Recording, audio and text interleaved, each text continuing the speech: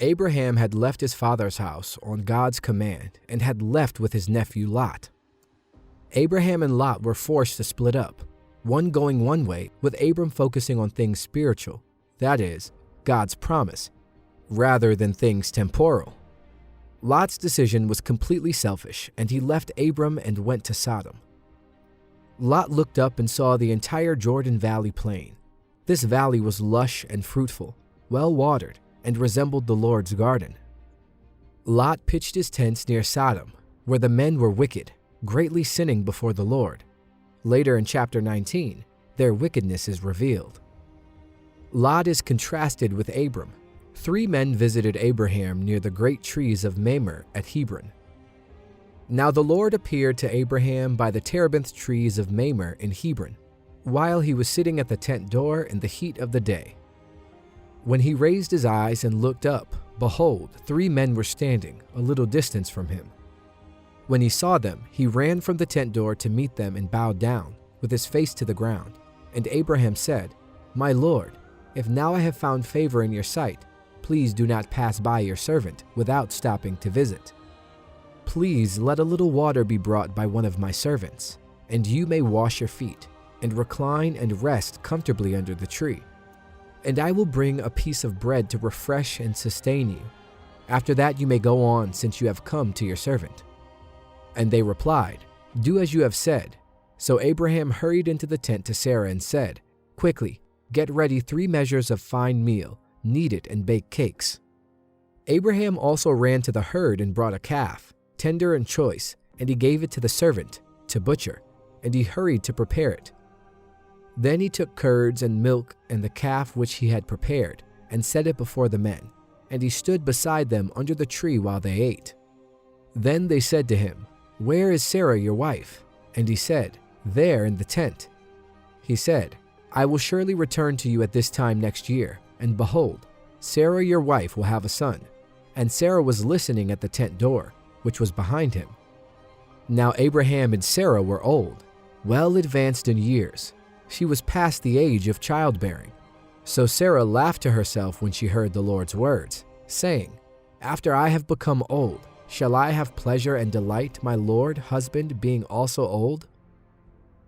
And the Lord asked Abraham, "Why did Sarah laugh to herself, saying, 'Shall I really give birth to a child when I am so old?' Is anything too difficult or too wonderful for the Lord? At the appointed time, when the season for her delivery comes, I will return to you and Sarah will have a son." Then Sarah denied it, saying, "I did not laugh," because she was afraid. And he, the Lord, said, "No, but you did laugh." Then the men got up from there and looked toward Sodom, and Abraham walked with them to send them on the way. The Lord said, "Shall I keep secret from Abraham, my friend and servant, what I am going to do? Since Abraham is destined to become a great and mighty nation, and all the nations of the earth will be blessed through him. For I have known him as my own, so that he may teach and command his children and the sons of his household after him to keep the way of the Lord by doing what is righteous and just, so that the Lord may bring upon Abraham what he has promised to him."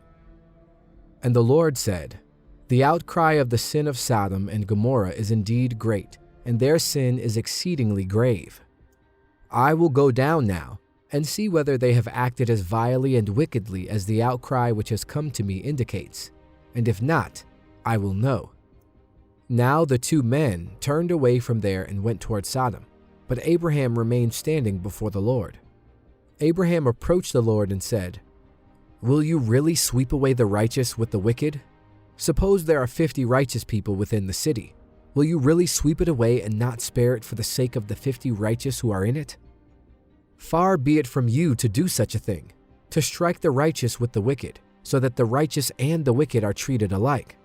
Far be it from you. Shall not the judge of all the earth do right by executing just and righteous judgment?" So the Lord said, "If I find within the city of Sodom 50 righteous people, then I will spare the entire city for their sake." Abraham answered, "Now behold, I who am but dust in origin and ashes have decided to speak to the Lord. If 5 of the 50 righteous are lacking, will you destroy the entire city for lack of 5? And he said, "If I find at least 45 righteous people there, I will not destroy it." Abraham spoke to him yet again and said, "Suppose only 40 are found there." And he said, "I will not do it for the sake of the 40 who are righteous." Then Abraham said to him, "Oh, may the Lord not be angry, and I will speak. Suppose 30 righteous people are found there." And he said, "I will not do it if I find 30 there." And he said, "Now behold, I have decided to speak to the Lord again. Suppose only 20 righteous people are found there." And the Lord said, "I will not destroy it for the sake of the 20. Then Abraham said, "Oh, may the Lord not be angry with me, and I will speak only this once. Suppose 10 righteous people are found there." And he said, "I will not destroy it for the sake of the 10. As soon as he had finished speaking with Abraham, the Lord departed, and Abraham returned to his own place. The intercession of Abraham for the people of Sodom. The central theme of this story is justice. It develops from the preceding verses. God is certainly capable of doing whatever he desires, but will it be just? The answer is obvious, as evidenced by his responses to Abraham's appeals. Interestingly, God had a dual motivation for revealing his plan. All nations would be blessed through Abraham, so God told him that one city, Sodom, would be removed before it could be blessed through him. Second, Abraham was to teach his descendants righteousness and justice, what is right and just, in order for them to benefit from God's blessings. If those people's sins was complete, they would be judged. Will God sweep the righteous along with the unrighteous? Abraham was convinced that there were righteous people in Sodom, so he made an appeal for Sodom based on God's justice. His intercession reveals Abraham's great character. He prayed that everyone in the cities, both the wicked and the righteous, be spared for the sake of the righteous. Previously, he had personally rescued those people during a battle. Now he pleaded for them with the same boldness, perseverance, and generosity that he had fought for them.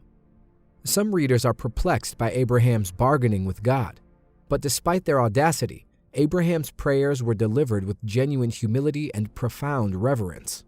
He pleaded for justice, deliverance for Sodom if only 50, 45, 40, 30, 20, or even 10 righteous people were present. He was not attempting to persuade God to do something against his will. Lot's prayer for Zoar, on the other hand, was quite the opposite. As a result, the theme of justice dominates, those who will benefit from God's blessing. These truths should have concerned Israel as much as they did Abraham, who turned them into compassionate intercession. Genesis 19. The Doom of Sodom. It was evening when the two angels came to Sodom. Lot was sitting at Sodom's city gate. Seeing them, Lot got up to meet them and bowed down with his face to the ground. And he said, "See here, my lords, please turn aside and come into your servant's house and spend the night and wash your feet. Then you may get up early and go on your way." But they said, "No, we shall spend the night in the open plaza of the city." However, Lot strongly urged them, so they turned aside and entered his house, and he prepared a feast for them with wine and baked unleavened bread, and they ate.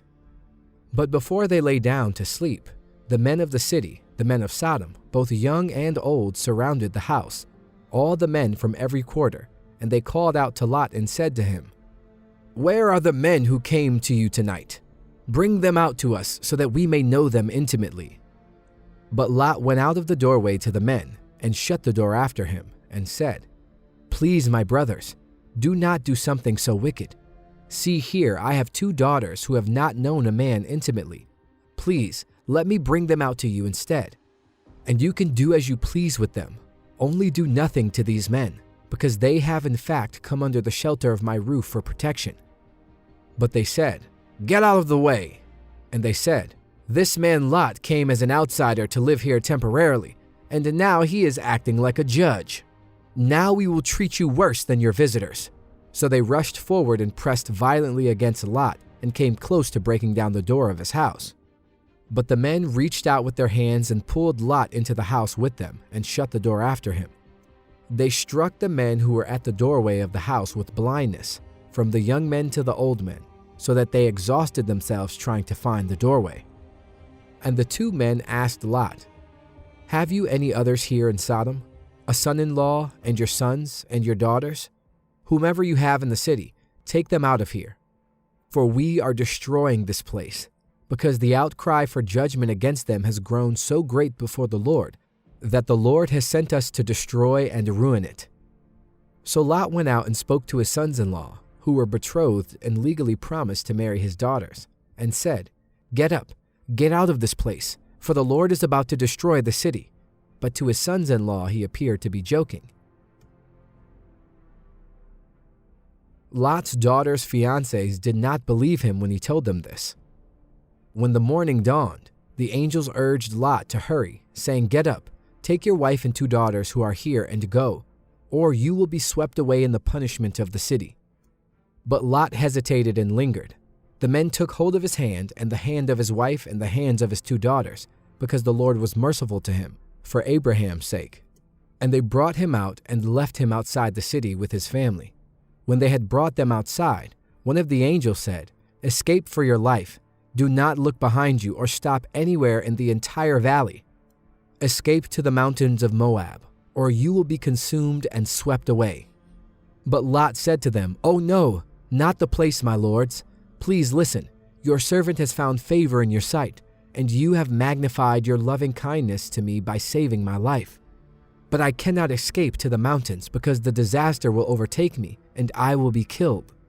Now look, this town in the distance is near enough for us to flee to, and it is small with only a few people. Please let me escape there so that my life will be saved." And the angel said to him, "Behold, I grant you this request also. I will not destroy this town of which you have spoken. Hurry and take refuge there, for I cannot do anything to punish Sodom until you arrive there." For this reason the town was named Zoar, few or small. The angels literally had to drag Lot out of the city early in the morning. Of course, the Lord was being merciful by sparing Lot for Abraham's sake. Lot, however, squeezed a concession from the angels even after he was delivered. He wished to visit the small town of Zoar, which means a small one. This scene, however, would always remind Israel of Lot, lingering and halting as he was dragged to safety. Why do some of God's people join the corrupt world rather than flee a society doomed to destruction? The sun had risen over the earth when Lot came to Zoar. Then the Lord rained down brimstone and fire on Sodom and Gomorrah from the Lord out of heaven. And he overthrew those cities, and the entire valley and all the inhabitants of the cities, and whatever grew on the ground. But Lot's wife, from behind him, foolishly looked back toward Sodom in an act of disobedience, and she became a pillar of salt.